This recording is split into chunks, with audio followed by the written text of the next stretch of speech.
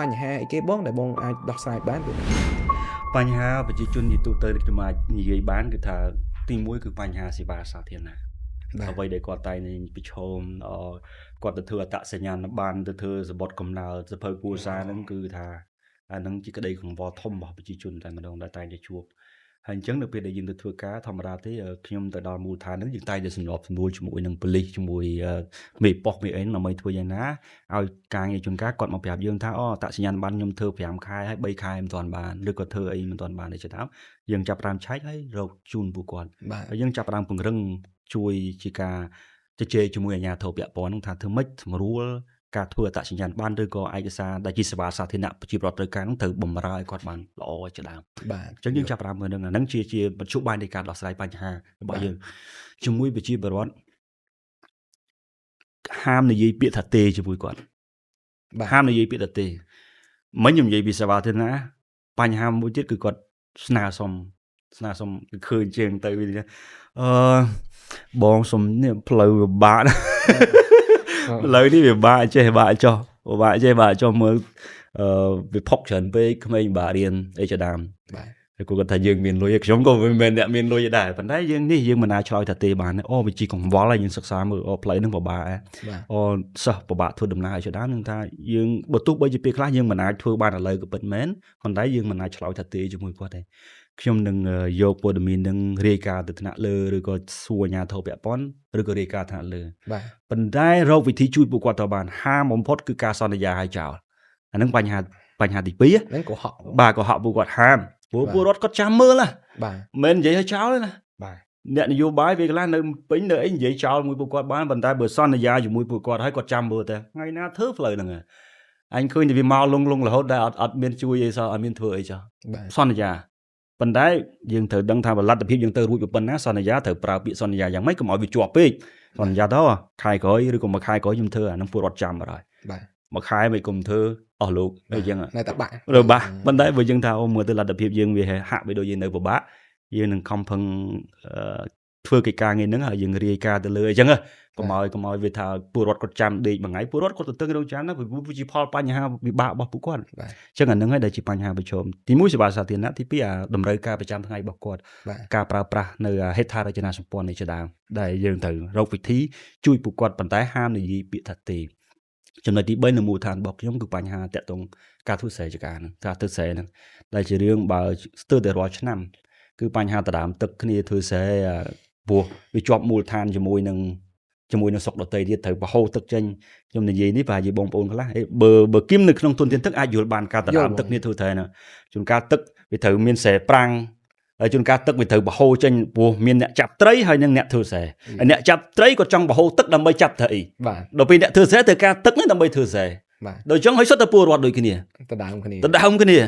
នេះយើងមើលឃើញយើងឃើញរឿងចិនកាន់កបិតកាន់អីប៉ុន្តែទស្សនវិជ្ជាជាក់ស្ដែងក៏អញ្ចឹងដែរពេលឆ្លោះគ្នាម្ដងពលរដ្ឋទាំងសងខាងដូចគ្នាហើយយើងទៅដោះមិនឥឡូវវាយអ្នកដាលចឹងក៏ពិបាកដែរដោះស្រាយយ៉ាងម៉េចទៅបងមិនសាមញ្ញទេអញ្ចឹងមានសំណប់សំនួរឲ្យពួកគាត់នេះហើយយើងរកវិធីដោះពួកគាត់ធ្វើទំនប់យ៉ាងណាម្ខាងម្នាក់កាន់ឥឡូវហ្នឹងយើងដោះស្រាយបានច្រើនហើយបានល្អហើយបាទ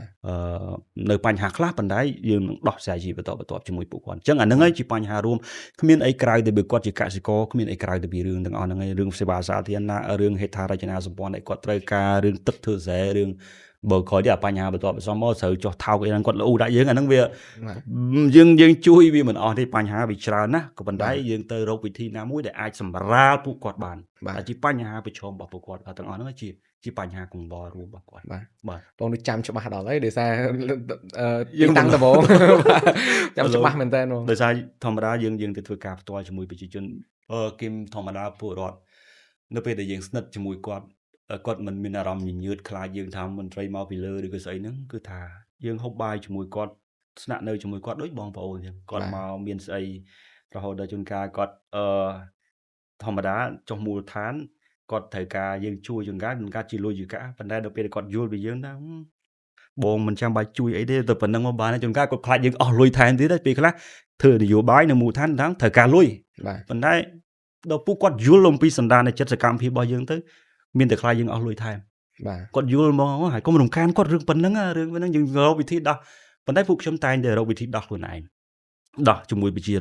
nâng lạnh là miền phơi rót chui thưa anh nâng miền rót chui thưa bà này bàn chui thưa cả xuôi bụi quạt lạnh là phải nhà bà chôm để ai đó sẽ bán chun cá rây cái này dương chung mùi bụi quạt đòi hao tới sân bây giờ bà nhà nè nâng mù than khla chư kia chư ọt lôi rây kia này chui nè khla tới sân bây tại slap nè để cro men té nó miền này miền chờ đây chun cá kia từ cá đam một chút rây lôi kia từ cá đam một chút nằm bây giờ cái này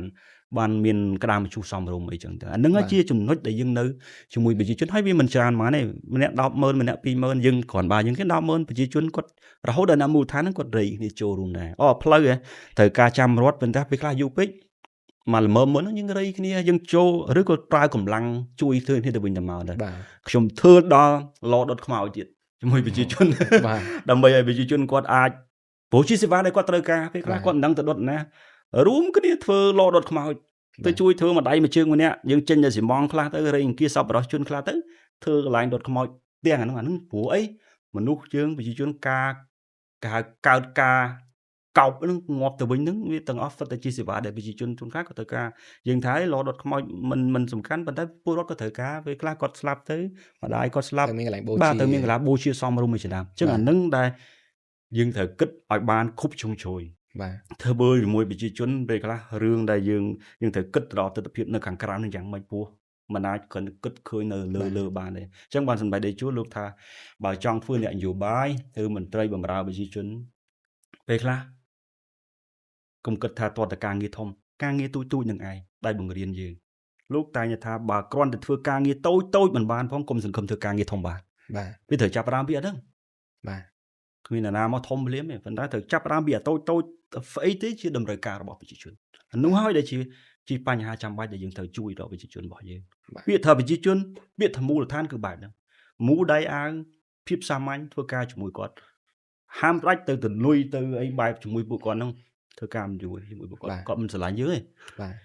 choสมัย ខ្លួនបងវិញមេរៀននេះគេដែលធំជាងគេដល់ពេលចាប់ផ្ដើមធ្វើការថាបងដល់ផ្ទាល់ហ្មងដល់ចោះតាម film មួយកហានផ្ទាល់ហ្មងតើបងមានមេរៀនអីដែលធំជាងគេដែលផ្ទាល់ខ្លួនវិញបងមេរៀនរបស់ខ្ញុំដែលខ្ញុំគិតថាធំជាងគេគឺជាមេរៀនពីប្រជាជនដែលនៅពេលដែលគាត់លើកឡើងពីបញ្ហាដែលគាត់មិនអាចនិយាយបានរហូតដល់ខ្ញុំចាក់គាត់ទៅគាត់ចេញពេលខ្លះគាត់មិនចង់និយាយជាមួយយើងគិតថាវាអាចថាវារឿងខ្លះវាខ្លាចប៉ះពាល់គាត់ផងអីផងបើគាត់និយាយប៉ុន្តែនៅពេលដែលខ្ញុំបានថាមិញហ្នឹងថានៅពេលដែលគាត់ចាប់ផ្ដើមយល់ពីយើងគាត់ចាប់ផ្ដើមលែងខ្លាចយើងគឺគាត់ចាប់ផ្ដើមនិយាយបញ្ហាដែលកើតឡើងអាចនៅពេលដែលគាត់និយាយបញ្ហាមកនោះហើយ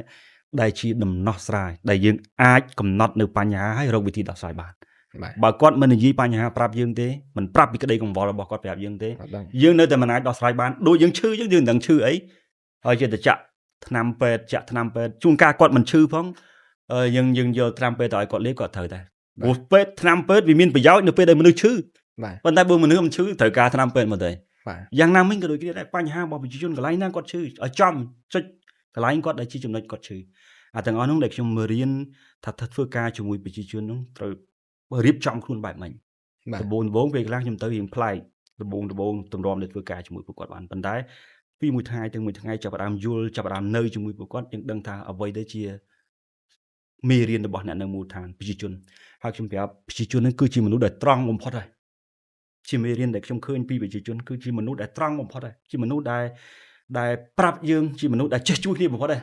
ចេះជួយគ្នាបំផុតនៅមូលដ្ឋានហ្នឹងឲ្យតែយើងនៅជាមួយពួកគាត់យល់ពីពួកគាត់គឺជាមនុស្សដែលចេះជួយអាសាគ្នាណាព្រលឹងបុព្វបុរសខ្មែរយើងដែលយើងតែងនិយាយថាខ្មែរតែងតែជួយគ្នាហ្នឹងនៅមូលដ្ឋានមួយប្រជាជនបើយើងចោះដល់គឺដូចគ្នាហ្នឹងមានកិច្ចការអីគឺមិនដៃមួយជើងម្នាក់ដែលយើងរៀនពីការសាមគ្គីខ្ញុំភ្ញាក់ផ្អើលនៅមូលដ្ឋានរបស់ខ្ញុំនៅបដៅជុំនៅពេលដែលខ្ញុំមានបញ្ហាអីតិចតួចក៏ពួកគាត់ទៅដល់ផ្ទះគ្នាគាត់ហ្នឹងដែរបាទអាណាអត់លុយមើលជំងឺរៃគ្នាទៅមកគឺផុសផលមិនមែនយើងអ្នកលើអ្នករៃណាគឺគាត់ខ្លួនឯងអ្នករៃមក 5,000 10000 បាន 30-40 ម៉ឺនយើងទៅជួយគ្នាបាទអានឹងហើយដែលជាកម្លាំងនៃការដាស់នៅស្មារតីរបស់ខ្មែរនៃការជួយគ្នាឡើងវិញអានឹងហើយដែលខ្ញុំគិតថាបលឹងដូនតារបស់យើងដែលពេលខ្លះធ្វើឲ្យយើងបច្ចុប្បន្នភាពខ្លះយើងមន្ត្រីខ្លះយើងភ្លេចឲ្យទាំងអស់ហ្នឹងដែល គិតតែប្រយោជន៍ផ្ទាល់ខ្លួនព្រោះតែលុយក្បាលផ្ទាល់ខ្លួនវាធ្វើឲ្យភ្លេចអាព្រលឹងដូនតារបស់យើងជួនកាលយើងគិតតែប្រយោជន៍ហ្នឹងវាធ្វើឲ្យធ្វើទង្វើណាមួយវាធ្វើឲ្យប៉ះពាល់ដល់ប្រជាជនទាំងមូលអាហ្នឹងវាជាបញ្ហារួមអាហ្នឹងជាក្តីកង្វល់ប៉ុន្តែចំណុចជាក់ទងនឹងប្រជាជនហ្នឹងគឺគាត់មានភាពស្មោះត្រង់បាទខ្ញុំរីករាយណាស់ថ្ងៃនេះបានឱកាសចូលរួមក្នុងកម្មវិធីរបស់គឹមខ្ញុំឈ្មោះជាធីរិតខ្ញុំជា